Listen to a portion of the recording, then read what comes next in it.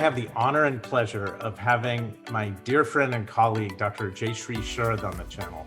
She is a very highly esteemed dermatologist and cosmetic dermatologist in the city of Mumbai, but has spoken all over the world, is the author of a best-selling book called Skin Rules, and has also been voted the Vogue and Elle Best Skin Expert in India.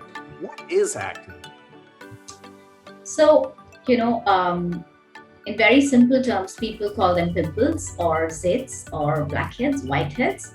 So it's a disorder of the pilosebaceous unit, which means the hair and the sebaceous gland or the oil gland. And by and large, it happens because of a hormonal imbalance in the body. So there's a lot of, during menarche or when puberty, when the hormones are changing, there's a lot of oil secretion. I would call it oil, we call it sebum in medical language. There's a lot of oil secretion, and then the hair follicles get plugged with this sebum or oil. And then the normal flora, and then there's this microorganism called Cutibacterium acne, which starts multiplying. So there's a colonization of these organisms. And then that results in an inflammatory cascade. So there's a whole lot of things that happen there. So increased oil production, clogging of the pores, and then multiplication of the microorganisms, and finally inflammation. So you have, all the blackheads are called closed or are called open comedones, and the closed ones are the whiteheads. Now, what happens? A lot of times people think that blackheads are just dirt, but that's not true. It's the whiteheads which, when are exposed to air, they get oxidized, and that turns into a blackhead. So that's an open comedone. And when this gets inflamed, it turns into a pustule. So you have these pus, what people call as pimples, are these. There's an inflammatory process and a lot of microorganism cascade that happens. And so you have these big, large pimples, and then there are cysts, which are like a cluster of comedones together. So they are cysts.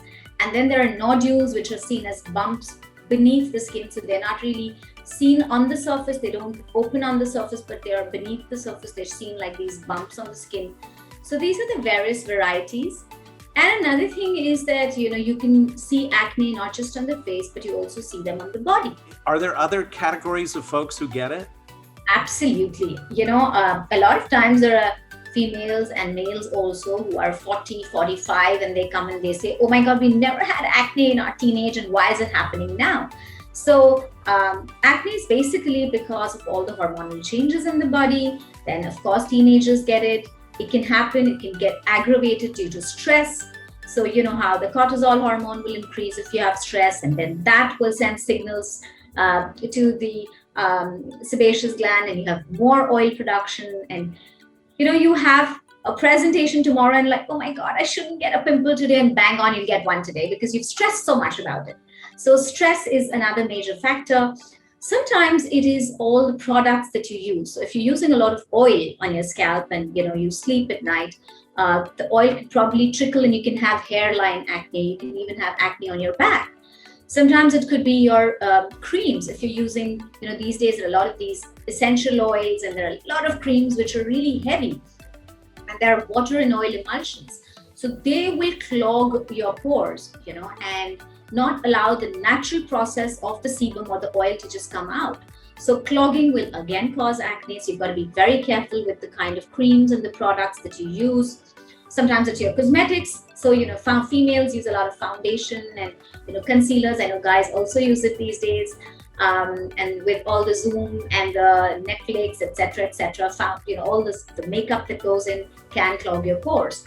Some medicines. So if you are taking cortisones or even applying a cortisone cream, that can also trigger acne. That can also cause acne. If you are taking anti-tubercular medicines, isoniazid, these kind of things can also cause acne. And finally, females, they must get tested for polycystic ovarian disease, raised androgens, and insulin resistance. So all these will cause acne. I'll ask you maybe 10 questions and you say do, don't, and then we'll give you the backup information. So let's talk about sweets. Do or don't? Don't. Definitely don't. How about milk?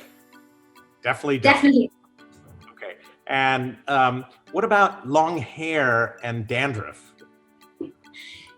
Definitely no. You have to get your long hair, either tied into a pony or maybe have it cropped. So yeah, and dandruff will aggravate your hairline acne as well as your back acne. So you got to treat that with the 2% ketoconazole or something. And washing your face 5 times a day. That's a don't, because that is going to zap all your moisture away, and the protective lipid barrier layer is going to get damaged and you will get more acne. So maybe 2 or 3 times is enough, not 5 times. Okay. Oily mascara or oily? No, not at all. Makeup, oil-based makeups. So water-based makeups.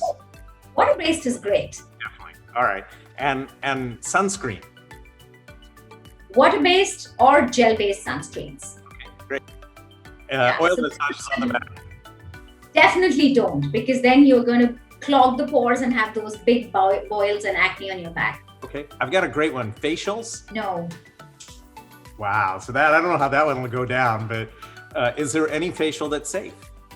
I think you can do a medifacial wherein there are no massages, because the moment you massage, you're actually stimulating your oil glands and then you'll get more acne. So medifacials are, they comprise of cleansing, microdermabrasion, a little bit of oxygen jet there and extractions, and then a mask, which is again a water-based mask. So that helps.